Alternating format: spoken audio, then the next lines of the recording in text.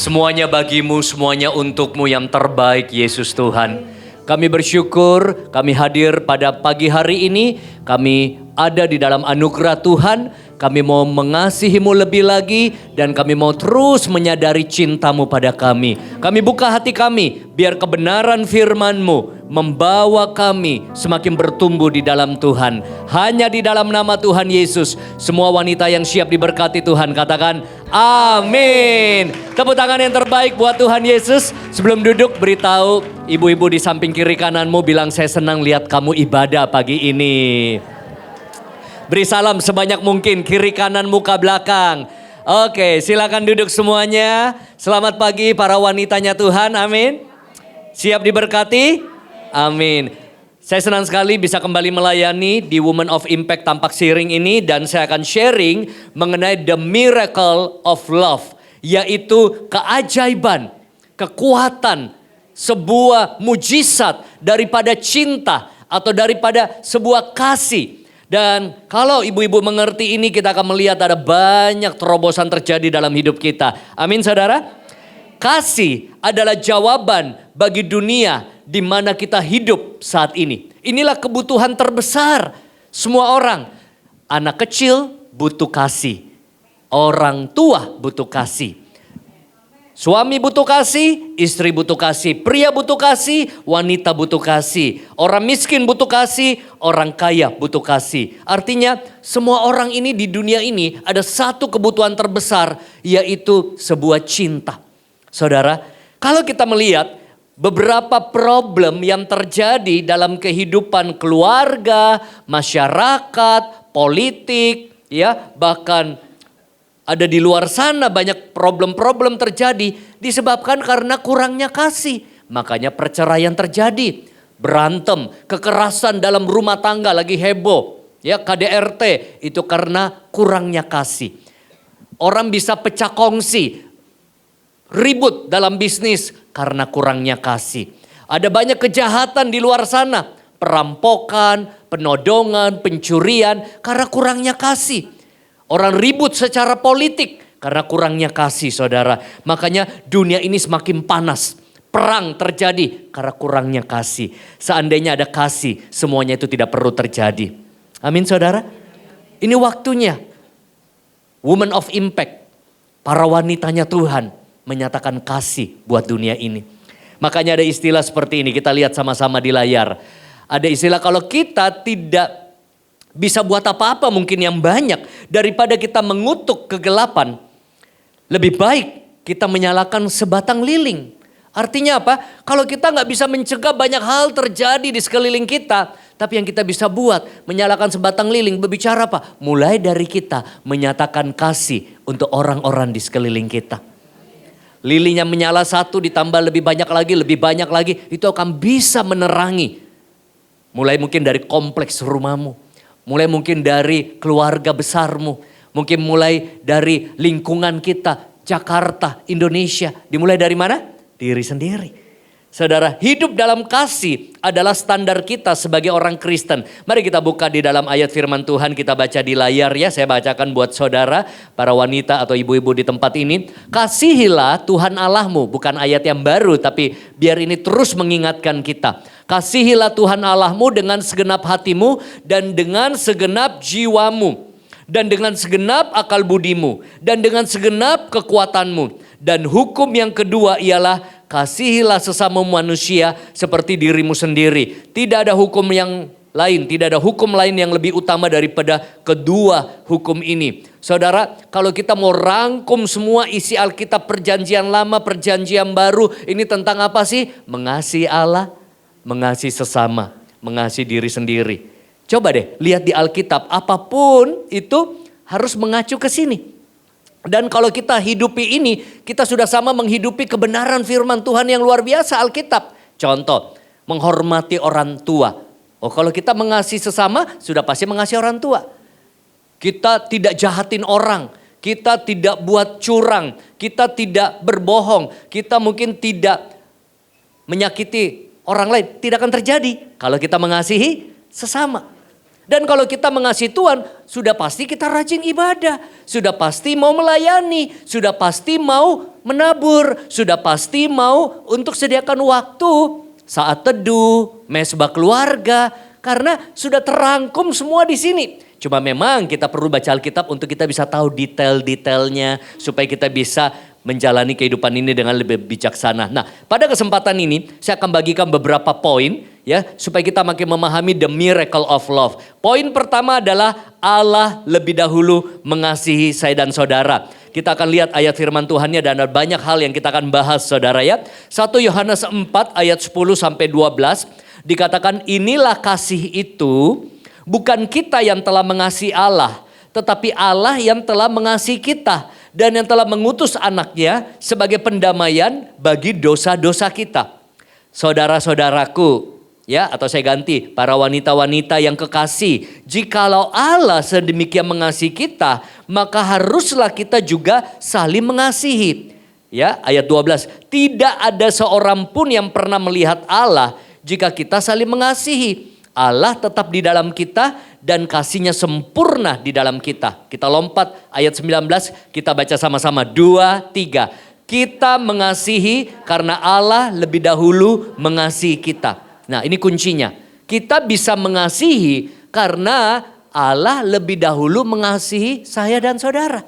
Nah kalau kita belum menerima sesuatu, bagaimana kita bagikan sesuatu? Kalau kita tidak punya kue, bagaimana kita bisa memberi kue? Tapi kalau kita sudah dikasih kue beberapa, kita bisa bagi-bagi kue kita. Kalau kita sudah menerima kasih Tuhan, maka mudah kita berbagi kasih kepada orang-orang di sekeliling kita. Makanya kuncinya, para wanita di tempat ini selalu sadari betapa kita dikasihi Tuhan. Saudara, karena untuk kita dapat hidup dalam kasih, kita harus terlebih dahulu memahami dan merasakan seberapa besar dan dalamnya Allah mengasihi kita. Saya tahu ada wanita-wanita di luar sana yang kekurangan cinta, kekurangan kasih. Makanya dia lari ke pelukan pria, dia lari pada perbuatan-perbuatan yang tidak baik. Mungkin dia menjadi ani-ani dan lain sebagainya. Ada istilah di luar sana. Karena apa? Dia butuh kasih. Nah, ada lagi orang-orang yang mungkin gampang marah-marah hidupnya. Ya, kenapa? Karena dia sendiri mungkin terluka. Dia sendiri mungkin tertolak. Dia sendiri mungkin banyak trauma. Dia sendiri mungkin disakiti. Jadi ketika dia bergaul, wih, ngomongannya nyelekit. Ya, pernah lihat ya, ada wanita-wanita dia ngomong, dia kelepasan, wanita lain kerasukan. Ya, wah jadi ngomongnya tajam, kasar, ya kalau enggak 5N, ngeluh, ngedumel, ngoceh, ngeyel, ngegosip. Ya, karena apa? Itu yang ada di dalam dirinya. Jadi saya kasih gambaran kalau di dalam botol ini isinya kopi, yang dituang kopi. Isinya Coca-Cola, yang dituang Coca-Cola. Isinya madu, keluarnya madu. Sama, apa yang terisi dalam kehidupanmu, itu akan keluar. Dari mana? Perkataanmu, sikapmu, perbuatanmu. Jadi jangan heran kalau ketemu ada orang-orang yang kasar. Ada orang-orang yang jutek. Ada orang-orang yang judes. Ya ada orang-orang yang kalau ngomong itu, waduh dia gak mikir ngomong ini nyakitin orang gak. Yang penting udah kelepasan aja dia. Yang lain udah tersakiti. Nah jadi inilah kuncinya. Kita harus terima sebanyak mungkin. Menyadari sebanyak mungkin bahwa kita wanita yang dikasihi Allah. Kita lihat ayatnya. Ini nanti kita mau praktekkan. Efesus 3 ayat 16 sampai dengan 18. Aku berdoa, ini Rasul Paulus ya pada jemaat Efesus. Aku berdoa supaya ia menurut kekayaan kemuliaannya menguatkan dan meneguhkan kamu oleh rohnya di dalam batinmu. Sehingga oleh imanmu Kristus diam di dalam hatimu. Ya, Kristus diam dalam hati saya dan saudara. Dan kamu berakar serta berdasar di dalam kasih. Jadi kalau Kristus diam di dalam hati kita, kita dimampukan untuk berdasar dalam kasih. Nah ini ayat 18 perhatikan. Aku berdoa supaya kamu bersama-sama dengan segala orang kudus dapat memahami betapa lebarnya dan panjangnya dan tingginya dan dalamnya kasih Kristus. Ya, supaya semangat semua, saya mau kita bangkit berdiri, kita mau praktekkan ayat terakhir ini ya. Oke, berdiri dulu, saya kasih petunjuk ya buat ibu-ibu. Jadi waktu kita baca, nanti saya bacakan, aku berdoa supaya kamu bersama-sama dengan segala orang kudus dapat memahami. Waktu kita bilang betapa lebarnya, tangannya dibuka, betapa lebarnya. Nah, lalu betapa panjangnya, tangannya ke depan. Oke, lalu dan ya dua tangan nanti betapa panjangnya dan betapa tingginya. Lalu dalamnya kasih Kristus. Oke, kita baca sama-sama dulu ya dari aku berdoa. 1, 2, 3. Aku berdoa supaya kamu bersama-sama dengan segala orang kudus dapat memahami betapa lebarnya dan panjangnya dan tingginya dan dalamnya kasih Kristus. Tepuk tangan dulu buat Tuhan Yesus kita. Silakan duduk semuanya. Jadi Rasul Paulus mau kita termasuk wanita di tempat ini, dia mau berdoa supaya saat itu jemaat Efesus, hey sadari betapa besarnya, betapa lebarnya, betapa tingginya, betapa dalamnya kasih Kristus. Kalau kita pahami itu dan kita terima itu, kita akan jadi orang yang penuh dengan kasih. Nanti di akhir sharing saya akan ada foto-foto yang akan menginspirasi ibu-ibu di sini. Bagaimana perjuangan seorang wanita mengasihi saya, yaitu ibu saya. Saudara akan lihat foto-foto yang akan membuat saudara tersentuh dan terinspirasi. Jadi ini bukan cuma khotbah, tapi benar-benar saya hidupi dan saya ngalami. Dan ingat, kasih itu selalu butuh objek. Artinya gini, butuh sasaran. Ya, jadi Tuhan itu mau melimpahkan kasihnya. Nah, setelah itu kita juga harus bisa menyalurkan ke siapa? Mungkin pembantu rumah tangga, mungkin ke sopir kita, mungkin ke orang di sekeliling, ya, mungkin teman-teman arisan kita, ya. Kita bagus kalau bergaul di Woman of Impact, tapi kita juga perlu bergaul dengan mungkin wanita-wanita lain yang juga kekurangan kasih. Kita lagi mungkin aerobik, pilates, atau mungkin jemputan anak sekolah, atau mungkin ada perkumpulan kita yang lain, ya, perkumpulan ibu-ibu, emak-emak, tidak semua anak Tuhan, tapi dia lihat kita punya kasih, perhatian kita. Nah, itu yang bisa membawa mereka mengenal Tuhan. Gak perlu banyak khotbah seringkali. Mungkin ibu-ibu gak jago khotbah, tapi bisa jago mengasihi orang. Dan wujud kasih kita akan lihat nantinya saudara ya. Nah, ini yang luar biasa. Kita jadi saluran kasih Tuhan, meneruskan kasih Tuhan saudara. Dan lihat, orang-orang yang penuh dengan kasih, ada banyak orang-orang senang dekat dia. Kalau kamu punya pembantu rumah tangga, dia akan betah kerja di rumah. Saya bersyukur setiap orang yang kerja sama kami, kebanyakan itu jangka panjang. Sopir sudah 14 tahun. Ya, dulu ada mbak, ya itu bisa 30 tahun. Cuma sudah baru tahun lalu dipanggil Tuhan. Bayangin, ya ada yang di rumah minimal bertahun-tahun. Ya pegawai bertahun-tahun. Karena benar-benar kami mau mereka melihat kasih kami. Kalau salah ditegur. Tapi jangan tiap hari ngomel-ngomel. Ada makanan apa yang ada di rumah. Kita bilang kamu makan ini di kulkas ya. Ada di sini ambil. Ini kamu bisa makan. Ya kita kasih tahu ini boleh semua ini. Es krim apa. Karena saya diet. Istri diet. Kita gak bisa habisin semua. Amin. Tapi saya lihat ada yang gak kenal Tuhan teman istri saya. Ya bahkan family kami yang jauh gitu ya. Wih itu gak betah semuanya. Pembantu kenapa? Ada nastar disimpan. Sampai bulukan ambil. Udah mau expire. Jangan kasih orang makanan yang kamu sendiri gak mau makan. Ya. Itu apalagi kalau mau Natal ibu-ibu. Waduh kami kan kirim-kirim makanan sama teman-teman gereja. Kami pun juga banyak sekali. Kalau saya ulang tahun, saya Natal. Atau bukan itu aja. Hari-hari biasa, pulang ada lagi. Apa ini dari mana? Ya nih ada yang kasih nih bolu kukus. Oh ada yang kasih nih duren. Ada yang kasih bolu pandan. Ada yang kasih puding. Ada yang kasih es krim. Apalagi kalau Natal puluhan itu. Macam-macam ya kita juga bagi. Saya gak bisa makan semua.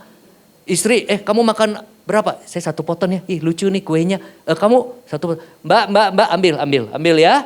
Oke. Sopir apa? Selalu. Jadi kita berbagi. Kita makan apa? Dia makan apa? Kecuali memang kamu bisa habisin. Tapi nanti tekanan darah naik.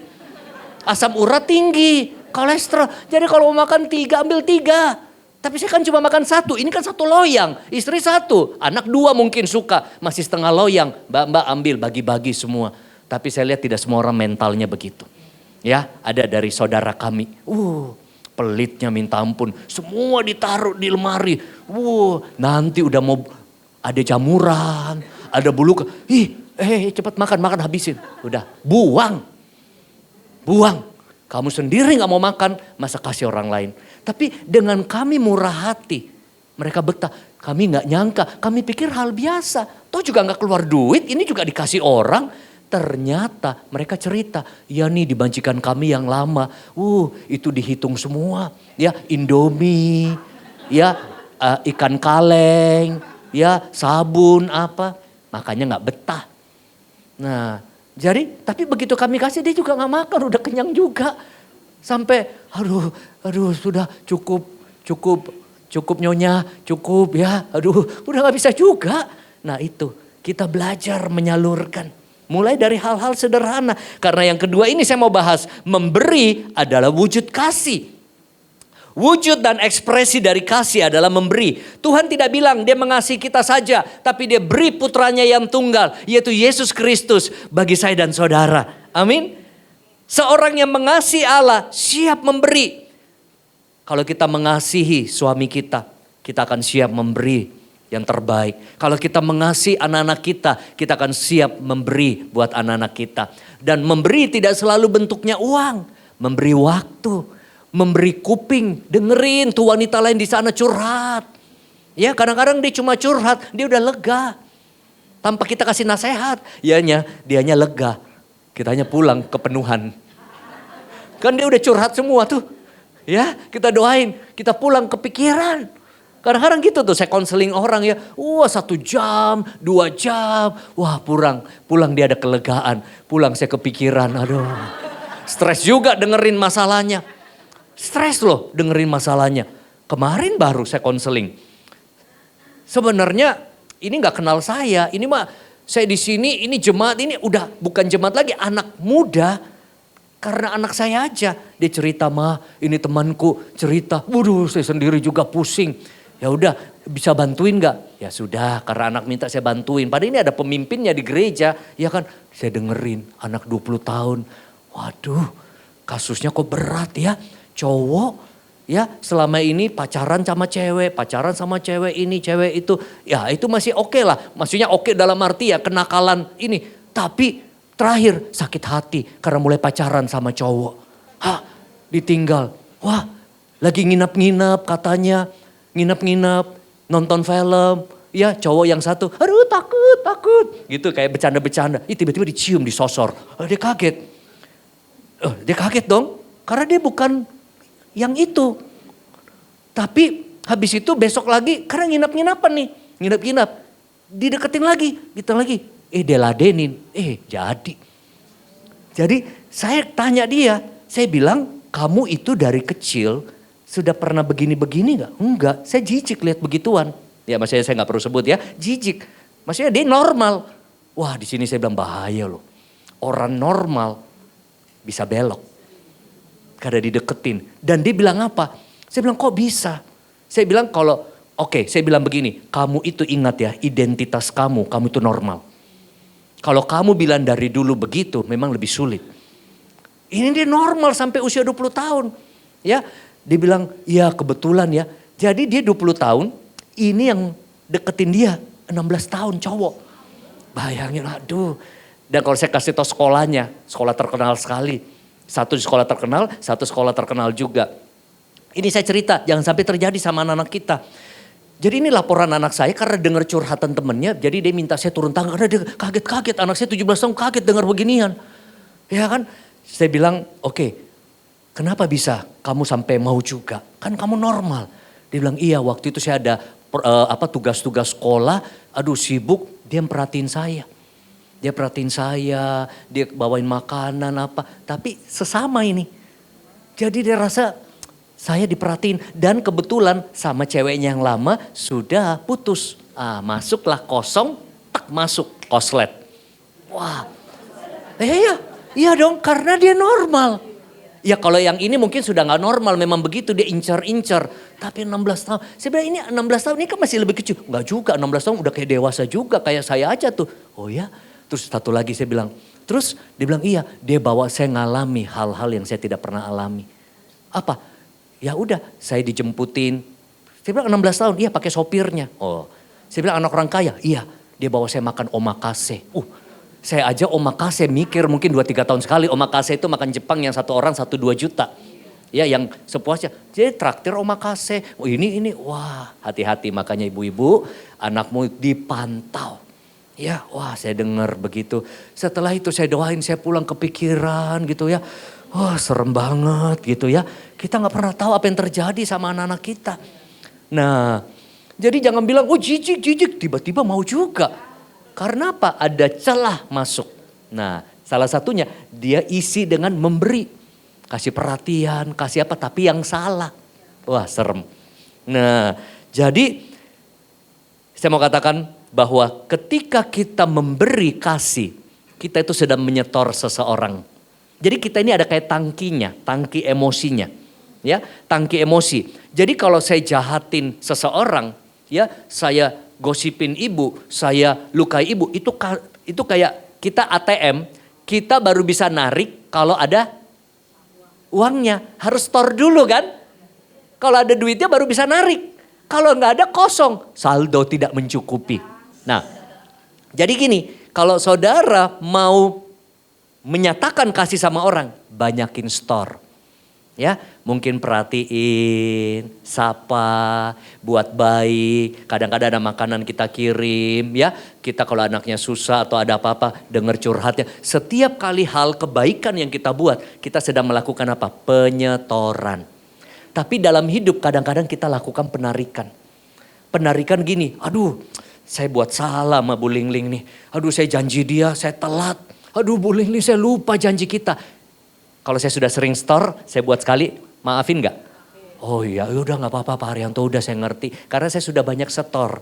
Ya, selama ini gak pernah telat, semua ini baik. Nah, tapi kalau nanti buat lagi, wah mulai berkurang saldonya. Saya jahatin lagi, mulai berkurang. Jadi kan selama ini store, tapi kejahatan kita, ketidakbaikan kita, tarik. Nanti bisa habis loh. Makanya kalau sudah habis, manusia bilang begini, mengasihi, sabar sih sabar. Tapi sabar ada, kalau ada yang bilang sabar ada batasnya, berarti sudah terkuras semuanya. Dan bisa jadi suamimu sudah kuras semuanya. Ya ada yang suami sudah menguras semuanya cintanya sama istrinya. Yang ada lihat suami, empet. Kenapa? Sudah habis semua. Tapi kalau selama dia hidup sama suaminya banyak menyetor kasih, ya ada perbuatan salah. Aduh ya sudahlah saya maafin kamu. Dia buat lagi. Aduh sama perempuan. Ada yang masih penuh tangkinya. Ya sudahlah. Daripada kita ribut, kita cerai, kita bertahan aja. Tapi kalau terus-terusan sabar juga ada. Itu udah kata-kata orang dunia kan. Karena udah ketarik semua. Nah kuncinya gimana? Saya mau beritahu. Manusia bisa menguras semuanya. Termasuk orang terdekat. Tapi ingat kita selalu terisi oleh kasih Kristus tanpa batas. Tepuk tangan dulu buat Tuhan Yesus. Kalau kita harap orang selalu yang isi kita kecewa. Ya, datang Women of Impact ini jangan mikir siapa yang bisa perhatiin saya. Siapa yang bisa sapa saya, siapa yang bisa antar saya, siapa yang bisa kasih tebeng. Kalau kamu berharap itu kamu kecewa. Ya syukurlah kalau semua baik juga, tapi kalau enggak lebih baik datang sini. Siapa yang bisa saya baik sama mereka? Siapa yang bisa saya perhatikan? Siapa yang saya bisa berikan waktu? Kamu enggak kecewa. Karena kamu fokusnya ke orang lain, bukan pada dirimu sendiri. Nah, jadi disinilah kita mau belajar kasih selalu wujudnya memberi. Yang ketiga, kasih memiliki kekuatan yang sangat besar. Kita lihat research atau penelitian ya. Jadi ini bukan dari Alkitab, tapi penelitian dari profesor, dokter terkenal ya. Bernie Siegel, seorang dokter medis dalam karyanya yang bestseller berjudul Love, Medicine and Miracles mengatakan pasien itu bisa sembuh dengan cinta. Jadi ada penelitian seperti ini. Ada penyakit-penyakit ya yang sudah sulit ditangani oleh medis, ternyata melalui bukunya dia cerita bisa juga sembuh karena satu obat yang namanya apa? Cinta. Dikasihi. Bisa sembuh loh. Ya, walaupun mungkin bukan semua berarti dengan cinta aja, tapi orang-orang yang merasa dicintai, dikasihi di tengah-tengah sakit ya, itu bisa menolong dia. Tapi sebaliknya sudah sakit fisiknya, disakiti lagi batinnya. Wah, paket lengkap itu. Ya dong, sudah gak ada yang perhatiin, dibiarin. Jadi ada namanya sakit fisik. Tapi kan ada namanya sakit hati. Ya, jadi ada yang namanya lelah fisik. Tapi lebih berat lagi, lelah batin, capek hati. Lelah fisik kita istirahat, baik. Tapi kalau lelah batin, capek hati, aduh obatnya agak sulit. Ya, nah psikolog dari Harvard bilang begini. David McClellan dan Carol Kirsnit. Film-film yang bertemakan cinta dan kasih sayang bisa meningkatkan tingkat immunoglobulin. Wah, ini kan bukan di Alkitab, bukan kata saya, ini kata pakar. Jadi maksudnya begini, ya, kalau kamu nonton saja film-film aja yang baik, yang penuh cinta, itu bisa meningkatkan immunoglobulin. Nah, saya bukan dokter, mungkin ini kayak sebuah daya tahan tubuh. Karena film-filmnya itu film-film yang baik. Nah, tapi kalau nontonnya drakor yang bertengkar, drakor yang nyakitin mertua, mertua nyakitin anak. Kita pulang tensi naik juga. Mau tidur tensi naik. Film itu pengaruh loh. Saya kadang udah doa malam ya sama istri ya. Saya bilang, yuk tidur yuk. Dia masih main handphone. Dia tutup di bantal begini ya. Yuk tidur yuk. Dia bilang apa? Nanggung. Kamu tidur dulu. Ada apa? Saya lihat sebentar udah nangis loh dia. Saya pikir dilawat Tuhan habis doa. Ternyata dilawat drama Korea. Ya. Nanti nonton apa itu Queen of Tears. Kemarin apa lagi? Apa Rain, apa banyak macam gak habis-habis begitu. Satu episode habis lagi, episode. Nah, jadi kalau habis doa lanjut ya. Saya udah mau tidur, yuk. Nah, nanti kamu tidur dulu. Nah, tapi harus pilih-pilih loh. Ada film, sinetron, drama Korea yang bikin kita emosi. Benci banget ini gayanya nih mertua begini. Film doang itu. Bahkan ya dulu ada cerita ya, kalau zaman dulu kan sinetron. Ada sinetron kan jadi majikan yang judes, jadi apa. Begitu ketemu di mall ya, itu ibu-ibu dijambak. Ya film. Ya kan, itu ibu-ibu sampai kesel bener lihat. Berarti dia jago main film. Sampai kita jadi kesel sama dia. Sampai kita jadi kasihan sama dia. Nah maksudnya apa? Nonton itu film-film yang baik. Ya, jangan bikin emosi kita jadi ikut kesel, yang ngajarin yang enggak-enggak gitu maksudnya. Oke, kita lihat lagi. Penelitian, Leo Buscaglia di Israel menunjukkan para suami yang dicium istrinya ketika berangkat ke kantor dan diantar sampai di depan rumah dengan lambaian tangan mengalami kecelakaan berkendaraan jauh lebih sedikit serta memiliki rata-rata umur 5 tahun lebih tua. Saya nggak tahu dasarnya dari mana sih. Tapi ya sudah, kena hal baik saya percaya aja. Jadi karena hal baik kan. Jadi kalau mau suamimu panjang umur, suamimu tingkat kecelakaannya rendah, dipeluk, diantar, dicium. Itu kata Leo Buscaglia dari Israel. Pakar loh, diteliti ya. Nah, jangan sudah mau pergi dioceh-ocehin. Ya, apa? Dia sambil nyetir, kesel, gak fokus, nabrak. Nah makanya kalau ini katanya mungkin karena dia pergi dengan cinta, aduh dia makin fokus, makin semangat kerja, makin sukacita. Karena sukacita hati yang gembira adalah obat panjang usianya. Bernie Siegel bahkan berani menyimpulkan hampir semua penyakit itu dihubungkan karena kurangnya cinta. Bahkan dia berkata, the truth is love heals. Kasih bisa menyembuhkan. Amin saudara. Makanya di penelitian yang lain ya saudara sudah tidak ada di layar. Mother Teresa. Dia bisa hidup di Kalkuta. Itu dengan orang-orang penyakitan. Penyakit kusta, lepra. Dia dengan suster-suster di biara di India waktu semasa hidupnya. Tapi dianya sendiri enggak kena. Karena dia melayani benar-benar dengan penuh cinta. Saya bayangin itu imunitas tubuhnya tinggi. Mungkin itu terproteksi semua. Cinta yang begitu besar membuat virus pun gak bisa deketin dia.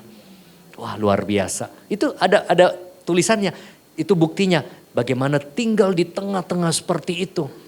Wah, udah bisa memberikan kekuatan buat dia.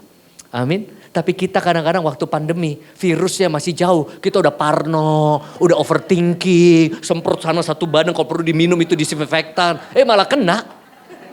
Bener juga. Jadi saya lihat keluarga, tapi ini mungkin kebetulan ya, jadi ini bercanda. Keluarga-keluarga kami yang ketakutan, teman-teman kami ada yang takut sekali. Malah kena. Ada yang agak ya jaga, tapi ya nggak kebawa pikir udah gitu. Malah sehat-sehat loh. Karena daya tahan tubuhnya tinggi. Yang terlalu takut itu makin lemah, kena virus dikit. Udah ya. Nah jadi kita lihat yang berikutnya, poin berikutnya. Kita lihat ya.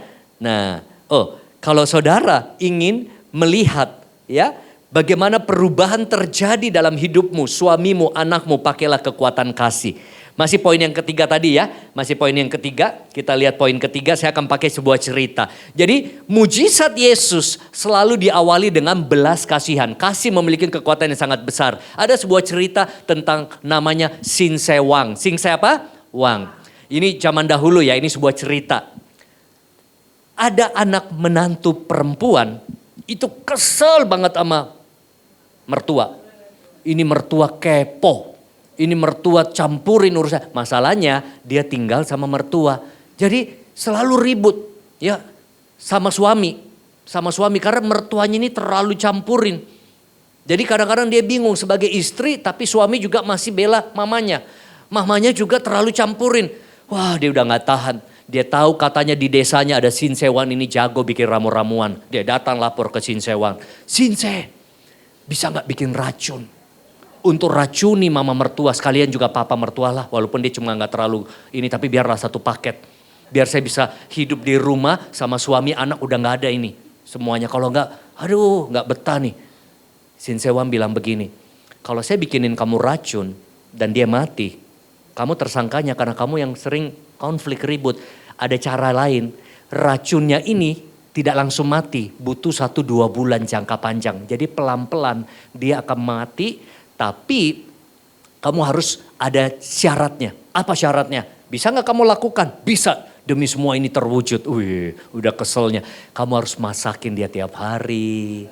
Kamu kasih perhatian. Tunjukkan kamu menantu yang baik walaupun dia ngeselin. Supaya kalau dia mati orang tidak curiga. Karena baik-baik saja. Ya ini tidak ada ribut-ribut. Jadi tahan-tahanlah 1-2 bulan. Oh gampang, ya sudah. Supaya gak dicurigai ya. Oke, jadi sejak itu dia bawa ramuannya. Wah dia masakin mertuanya makanan enak. Dia taburin. Ya makan gak berasa. Ya, wah besok lagi. Jadi dia kasih dikit-dikit. Selalu perhatian, selalu baik, selalu masakin. Selalu tunjukkan kasih sayang. Dengan satu keinginan supaya waktu dia mati dia gak jadi tersangka. Kan percuma mati terus dia di penjara. Nah, dia lihat setengah bulan, 1 bulan. Kok mertuanya ini juga tambah baik sama dia. Wah, yang biasanya ngoceh-ngoceh, ini campurin. Kok juga perhatiin balik. Begitu lewat 1 bulan, wah dia lihat ternyata mertuaku sayang sama saya ya. Mertuaku baik sama saya ya. Ternyata gak seperti yang saya bayangin. Wah dia keingat. Waduh mungkin ini tinggal berapa minggu lagi nih bisa mati nih. Wah dia cepat-cepat lari ke Sinsai Wang. Sinsai Wang. Aduh tolong bikinin saya obat penawar. Aduh aku gak mau mertuaku mati. Ternyata dia baik. Ternyata 1 bulan ini saya lihat dia itu juga sayang sama anak menantu cucu. Sinsai Wang ketawa. Itu yang kamu kasih selama ini, itu bukan racun, itu capo, itu vitamin. Tapi kamu lihat, ketika kamu mengasihi mertuamu, mertuamu juga sayang sama kamu. Amin, itu tepuk tangan dulu dong. Jadi kalau yang ada di sini, jangan racuni mantumu, jangan racunin suamimu, jangan racunin mertuamu. Obatnya kasihi dia. Wow, itu kasihi dia. Ya. Nah, yang keempat, karena kasih mendatangkan kebahagiaan. Saat saudara hidup dalam kasih dan memancarkan kasih, maka saudara juga akan bahagia. Karena hati kita penuh kasih melenyapkan namanya kebencian, trauma, sakit hati, kekecewaan, dan hal-hal negatif. Ini yang membuat saudara bisa jalani hidup dengan indah.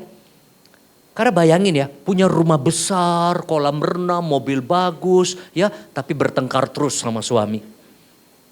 Ada kekerasan dalam rumah tangga, semua ribut ya, banting piring sana sini, emosi. Bukankah lebih baik mungkin rumah sederhana, ada orang mungkin rumahnya masih ngontrak tapi penuh kasih sayang. Ya, lebih indah jalani hidup ini. Jadi Bapak Ibu Saudara, teman-teman, para wanita, jalani hidup ini dengan kasih. Nah, yang kelima kita lihat. Kasih yang sejati adalah kasih yang tidak bersyarat. Ini adalah bentuk kasih yang kita berikan cuma-cuma tanpa memperhitungkan untung rugi. Selama kita masih pikirkan untung rugi, kita akan sulit mengasihi dengan sungguh-sungguh. Oh, kalau dia baik sama saya baik. Saya sering dengar tuh kadang-kadang ada istilah begini, kalau dia baik sama saya bisa lebih baik. Tapi jangan coba-coba apa-apain saya lebih jahat dari preman. Wih, itu bukan standar Kristus. Kalau orang dunia saja bisa lakukan kok, kamu baik, saya baik. Kamu jahat, saya jahat. Ya orang dunia juga bisa buat. Orang jahat juga bisa buat gak? Orang jahat masih bisa buat baik loh. Sama orang baik sama dia. Makanya ada namanya persaudaraan. Padahal, kamu diapain? Saya belain kamu. Tak bunuh itu orang. Masa dia apa-apain kamu? Itu kan dia masih bisa baik sama orang yang baik sama dia. Tapi standar Kristus beda. Orang baik, tidak baik, kita tetap sayang dan baik. Itu yang susah. Tidak ada syaratnya. Ya, artinya apa? Kamu balas nggak balas, kebaikan saya nggak masalah. Ya, di dalam komunitas ini, Women of Impact, kita perlu terapkan ini, mengasihi orang lain tanpa syarat. Perhatikan ya, mengasihi tanpa syarat bukan berarti setuju perbuatan orang itu. Kalau perbuatan orang itu nggak baik, kita nggak setuju perbuatannya. Kemarin waktu saya layani, saya bilang begini, gereja mengasihi pendosa, LGBT. Lesbi, gay, kita mengasihi. Pecandu narkoba kami kasihi. Pelacur kita kasih. Tapi kita tidak setuju perbuatan itu. Bedakan. Tuhan mengasihi pendosa. Tapi tidak setuju apanya? Perbuatan dosanya. Jadi kadang-kadang kita di dalam komunitas begini, kita akan datang berbagai macam orang, karakternya beda, ya, sikapnya beda, ya, latar belakangnya beda. Tuhan mau kita mengasihi. Tapi kita tidak setuju perbuatan itu. Sama di komunitas kami. Ada orang datang, ya cuma mau pinjam-pinjam duit. Ya, pinjam duit kita tidak benarkan. Tapi mengasihi kita benarkan. Ya kalau mau bantu-bantu. Kalau enggak sudah jangan. Ya daripada pinjam-pinjam akhirnya jadi ribut. Ya, ada lagi yang datang mungkin, ya maksudnya motivasinya nggak benar. Oh mau supaya kenal ini, mau supaya dapat kebuka jalan di sini. Ya macam-macam. Ya dapat bisnis, supaya laku dagangannya, supaya ini kita mengasihi orangnya. Tapi sikap-sikap begitu kita nggak setuju, kita didik, kita kasih, kita ajarin ya. Nah jadi kita perlu punya standar saudara. Roma 5 ayat 6 sampai 8, 2-3 ayat lagi saya selesai. Pemain keyboard mungkin bisa bantu memainkan keyboard dengan lembut. Karena waktu kita masih lemah, Kristus telah mati untuk kita, orang-orang durhaka, pada waktu yang ditentukan oleh Allah. Sebab tidak mudah seorang mau mati untuk orang yang benar, tapi mungkin untuk orang yang baik ada orang yang berani mati. Akan tetapi Allah menunjukkan kasih-Nya kepada kita oleh karena Kristus telah mati untuk kita ketika kita masih berdosa aja Tuhan sudah kasihi. Apalagi sekarang. Saudara, yang terakhir saya cuma mau katakan, kasih merupakan keputusan. Kita nggak bisa mengasihi kalau ngikutin perasaan. Perasaan ini kadang apa? Jengkel. Perasaan ini kadang apa? Benci. Perasaan ini kadang keselnya minta ampun. Tapi kasih itu tidak perlu menunggu perasaannya enak dulu. Tapi kita memutuskan, saya mengasihi. Saudara, saya mau kasih satu kesaksian. Mungkin pernah dengar bersaksi bagaimana hidup saya diubahkan Tuhan. Tapi sekarang saya mau kasih lihat fotonya. Saya gak pernah punya foto keluarga lengkap. Dari dulu ibu saya besarkan saya dari kecil, dari keluarga Katolik. Wah, ibu saya menderita. Ayah saya tinggalkan kami. Ya ditahan dulu fotonya nanti satu persatu. Ini aja dulu. Ayah saya tinggalkan kami. Dia menikah dengan perempuan muda. Selisih 18 tahun usianya. Dia mabuk, dia penjudi, pemakai narkoba. Wah, ibu saya berkali-kali bilang gini, kalau bukan demi kamu dan cici kamu, mami lebih baik mati. Itu terus sering dia bilang. Dan memang waktu saya kecil, kata paman saya, itu berapa kali kamu punya mama itu mau bunuh diri. Minum pecahan kaca, obat penenang, karena depresi melihat perlakuan ayah saya. Apa yang terjadi? Saya bertumbuh jadi anak yang nakal. Pakai narkoba juga, hidup hancur, hidup berontak. Wah, mama 2 kali sakitnya hatinya. Suaminya sama anaknya. Tapi satu hal, justru di saat itu dia kenal Tuhan Yesus. Ada temennya ajak dia ke persekutuan doa. Belajar Alkitab, kenal namanya aliran karismatik ya. Mulai belajar firman, di situ dia mulai kuat. Coba lihat gambar berikutnya. Ayah saya menikah secara muslim. Ini perempuannya. Ya, coba next. Ini perempuannya. Wow. Dari kehidupan malam dia ketemu.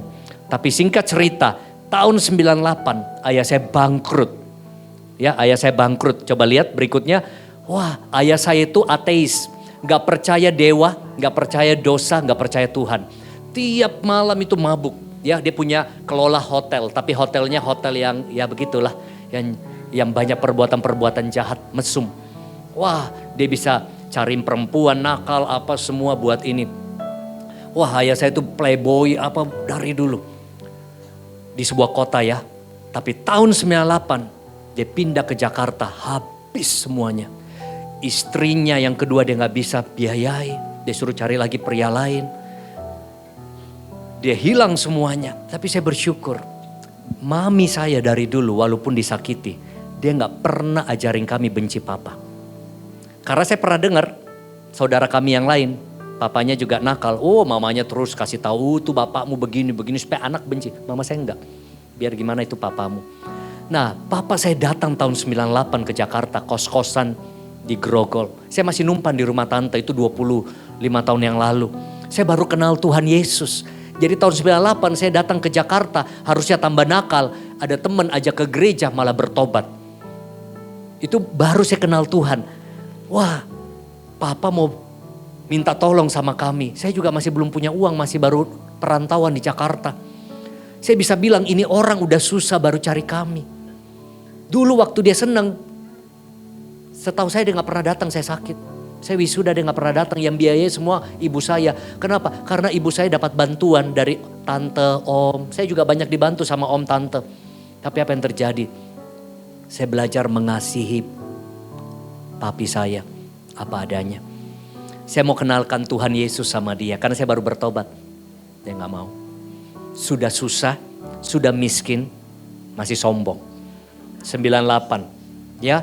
Pontang-panting hidupnya cari kerja, nanti dapat, nanti gak ada. Nanti ke Surabaya, nanti ke Sulawesi Selatan, nanti ke sini. 98, 99, tahun 2000, 2001. Ini saya terus doain. Kadang kesel juga, sudah bantu, pakai judi lagi. Aduh sakit hati. Kadang sudah, iya gak lagi. Habis lagi uangnya. Jadi ini orang ya kapan berubahnya. Gak tobat-tobat ya. Kita udah susah, dia udah habis semua. Jadi kadang habis lagi di judi. Wah, itu masa-masa 98, 99, tahun 2000, 2001, 2022, 2023, 2000. Bertahun-tahun loh saya doain. Gak berubah-berubah. Sampai satu titik Tuhan ajarin saya. Kasihi papamu tanpa syarat. Dia berubah atau gak berubah, sayangi dia saja. Kan kita tuntut maunya dia berubah kan. Tiba-tiba tahun 2005. Dia sudah di Surabaya. Kos-kosan numpang sana. Tiba-tiba ada SMS. Kan zaman dulu SMS. Papa sudah tua. Papa gak punya apa-apa lagi. Papa sakit-sakitan. Papa kena sakit apa. Lupa ingatan masih bisa gak bantu papa lagi. Wah di situ hati saya. Saya bilang papa datang lagi ke Jakarta. Waktu kan sudah datang Jakarta nanti pindah sana pindah sini. Ya kan ini dia cari wangsit nih. Ini di mana itu kayak Gunung Kawi, Tuban ya. Apa yang terjadi saudara? Saya bilang papa datang sini. Wah begitu datang saya jemput di stasiun bukan Gambir Senen yang pakai kereta murah. Itu pakai celana pendek. sendal jepit, tinggal bawa kayak kantong kresek, ketemu saya. Ini kayak di Alkitab, yang lari dari jauh itu kan anak yang hilang. Ini kayak apa? Papa yang hilang. Dia datang, saya sambut papa yang hilang ini.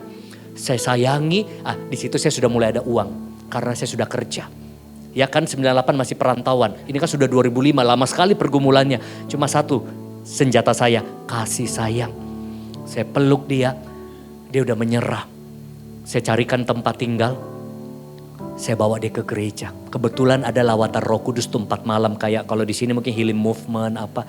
Saya bawa malam pertama dia cuma nangis. Gak ngerti mungkin. Malam kedua nangis. Pokoknya gak bisa ngomong kayak orang depresi. Cuma bisa nangis. Penuh air mata. Malam ketiga tiba-tiba dilawat Roh Kudus. Wah, mukanya langsung bersinar. Bersinar artinya bisa seger. Dia bilang apa? Papa sudah sembuh. Papa sudah percaya pada Tuhan Yesus. Papa bertobat. Sukacita yang terbaik. Dia dibaptis sama Pastor Juan Mogi. Wah. Dan itu hadiah terbaik dalam hidup saya. 2005 saya menikah. Saya baru pertama kali lihat dia gandengan tangan sama mama saya. Wih. Saya gak pernah lihat ini. Walaupun sekarang mereka memang tidak tinggal bersama. Ya, mereka pisah tapi sudah saling mengampuni. Dan saya cepat-cepat wujudkan impian saya. Tahu gak impian saya dari kecil apa? Saya iri lihat orang lain punya papa mama. Dari kecil dulu. Gak pernah punya foto keluarga.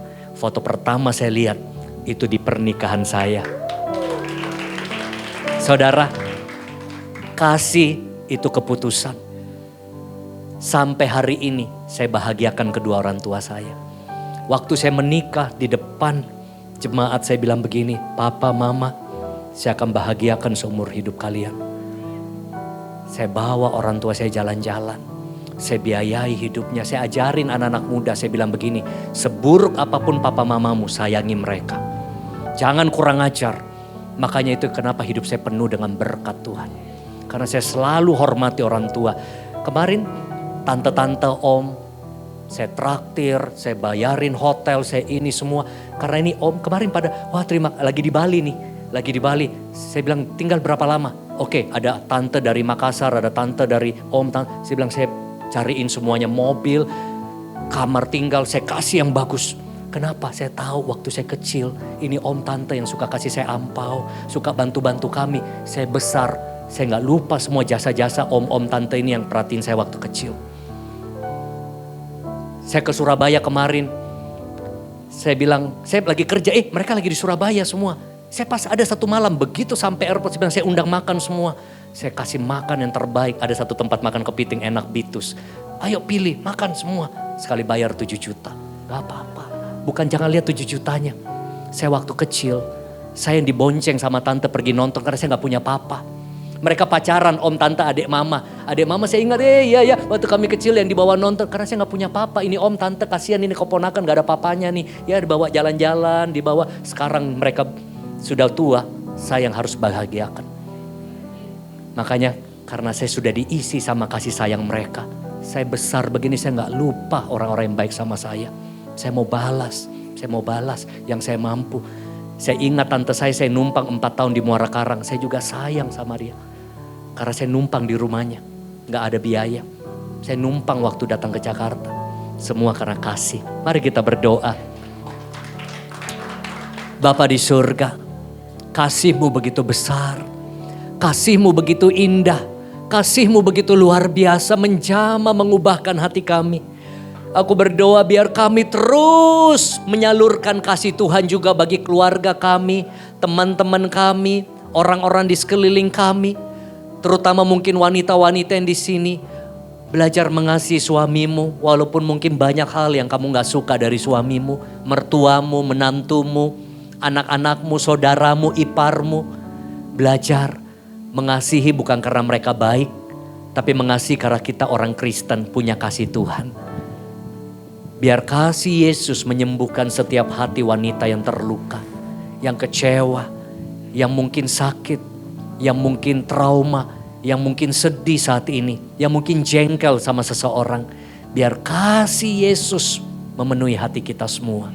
Sehingga kita pulang dari tempat ini, orang di rumah kita, orang-orang yang kita temui di sekeliling kita bisa merasakan kamu anak Tuhan penuh kasih. Dalam nama Tuhan Yesus, semua yang diberkati katakan amin. Shalom teman-teman semua. Saya mau menyaksikan kemurahan Tuhan, kebaikan Tuhan di dalam hidup saya. 2 bulan yang lalu, suara saya kan serak selalu. Terus saya ke dokter, pas ke dokter, dokter Riki yang di Rumah Sakit Mitra menyatakan bahwa di pita suara saya ada polip. Dokter bilang harus dioperasi. Saya bilang, dokter makan obat bisa nggak? Jadi nggak usah dioperasi. Nggak bisa. Hanya dengan mujizat. Waduh, saya ngedenger gitu langsung shock ya. Dengar operasi karena saya tuh paling nggak suka dioperasi. Maksudnya saya tuh nggak suka dioperasi, takut gitu loh. Terus seminggu kemudian langsung saya berangkat ke Singapura. Nah di Singapura itu ke dokter spesialis THT yang bedah. Terus dokter bilang, wah ini benar ada polipnya. Boleh. Nah ada polipnya. Jadi dokter bilang harus langsung dioperasi. Tapi terus saya bilang, dok gimana kalau saya makan obat dulu deh. Gitu. Terus dokter bilang, ya boleh aja sih, coba aja 1 bulan gitu. Terus saya dikasih obat mah sama dokter Singapura. Saya makan obat mahnya, tapi saya terus berdoa terus. Kan harusnya sebulan balik lagi ke dokter Singapura. Udah janjian harus operasi. Terus saya bilang, enggak deh, suara saya udah baik. Saya nggak mau operasi, saya bilang. Saya udah berdoa, pasti Tuhan mendengar dan menjawab doa saya gitu. Asal kita setia dan percaya kepada Tuhan. Udah 1 bulan lewat, 1 bulan lagi saya sempat takut juga gitu. Mau periksa takut juga ke dokter. Takut hasilnya masih ada gitu. Tapi kan saya minta sama Tuhan. Saya ingat bulan yang lalu pas perjamuan kudus Pak Kiki khotbah, dia kesaksian juga mengenai tangannya yang ada benjolan. Lama berdoa lama-lama hilang. Tuhan berikin mujizat juga. Terus saya di situ saya bilang, Tuhan kalau Tuhan bikin buat hambamu, aku juga minta dong Tuhan. Aku juga mau ngalamin mujizat Tuhan. Saya cuma berdoa terus sama Tuhan ngomong begitu. Tapi waktu saya dapat anggurnya kan ada tulisan ayat firman kan. Ayat firman itu berbicara bahwa kamu percaya dan kamu akan menerima mujizat yang besar. Terus saya aminin. Amin Tuhan, saya pasti tidak operasi. Saya cuma ngomong gitu. Bulan lalu kan ada perjamuan kudus lagi. Bulan lalu Pak Kiki khotbah, saya ngambil perjamuan kudus, dikasih gitu. Pas saya ambil firman yang sama, engkau akan dapat mujizat besar gitu. Saya aminin. Jadi saya beranikan diri kemarin hari Senin, saya ke dokter. Yang pertama kali yang bilang saya ada polipnya. Saya ke dokter lagi di Rumah Sakit Mitra, dokter Riki. Pas dia periksa ternyata polip saya hilang. Ini mujizat terbesar. Kalau Tuhan bisa mujizat kepada saya percaya Tuhan akan memujizat mujizat juga untuk ibu-ibu sekalian. Yang penting percaya. Makasih. Ibu-ibu, kita angkat kedua belah tangan kita. Kita akan menerima berkat daripada Tuhan. Berkat daripada Allah Bapa, kasih karunia daripada Tuhan Yesus Kristus, damai sejahtera, sukacita, dan persekutuan yang manis dengan Roh Kudus boleh menyertai kita mulai dari saat ini sampai Tuhan Yesus datang kedua kalinya untuk menjemput kita di awan-awan yang permai. Mari yang percaya kita katakan amin. Tuhan berkati.